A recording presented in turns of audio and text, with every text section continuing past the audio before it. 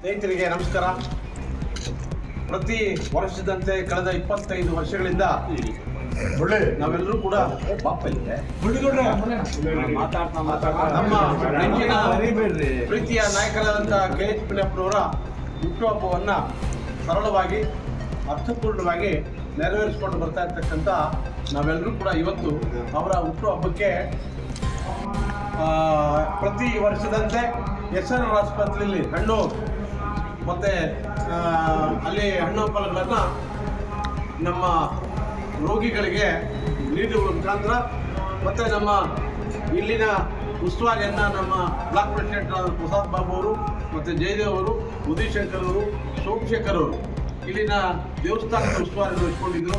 ಅದೇ ರೀತಿ ದೇವಸ್ಥಾನದಲ್ಲಿ KH ಪಿಳ್ಳಪ್ಪನವರ ಪ್ರೀತಿಯ ಭಕ್ತಿಯ ದೇವರಾದಂಥ ಸಾಯಿಬಾಬಾವರಲ್ಲಿ ಅವರ ಹೆಸರಲ್ಲಿ ಅರ್ಚನೆ ಪೂಜೆ ಎಲ್ಲ ಮಾಡಿಸಿದ್ದೀವಿ.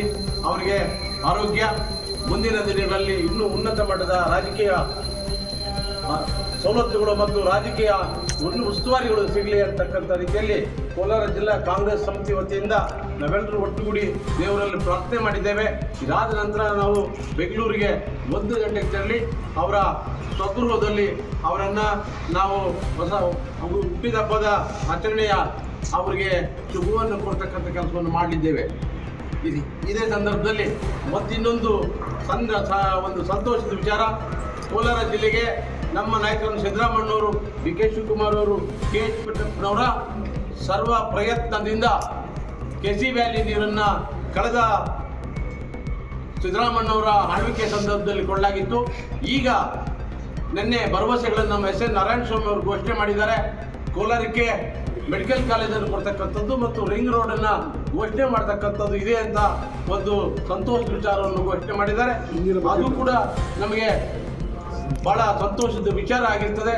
ಅದಾದ ನಂತರ ನಾವು ಕೂಡ ಒಂದು ಸಂತೋಷದ ಕೂಟವನ್ನು ಸಿಹಿ ಅಂತಕ್ಕಂಥ ಕಾರ್ಯಕ್ರಮವನ್ನು ಮಾಡ್ತೇವೆ ನಾಳೆ ದಿವಸದಲ್ಲಿ ಅಂತ ಹೇಳ್ತಾ ನಾವೆಲ್ಲರೂ ಕೂಡ ಜಿಲ್ಲಾ ಸಮಿತಿಯಿಂದ ಇದೇನು KH ಪಿಳ್ಳಪ್ಪನವರ ಹುಟ್ಟುಹಬ್ಬಕ್ಕೆ ಎಲ್ಲರೂ ಸೇರಿ ಬಹಳ ಭಕ್ತಿ ಭಾವದಿಂದ ಅವರ ಹುಟ್ಟುಹಬ್ಬದ ಆಚರಣೆಗೋಸ್ಕರ ಪೂಜೆಯನ್ನು ಮಾಡಿಸಿದ್ದೀವಿ. ಆ ದೇವರವರಿಗೆ ಆರೋಗ್ಯ, ಅಂತಸ್ತು ಇನ್ನು ಮುಂದಿನ ದಿನಗಳಲ್ಲಿ ಈ ಕೋಲಾರ ಜಿಲ್ಲೆಯ ಕಾಂಗ್ರೆಸ್ ಪಕ್ಷವನ್ನು ಉತ್ತುಂಗಕ್ಕೆ ನಡೆಸ್ತಕ್ಕಂಥ ಶಕ್ತಿ ಅವರು ಕೊಡಲಿ ಅಂತ ಪ್ರಾರ್ಥನೆ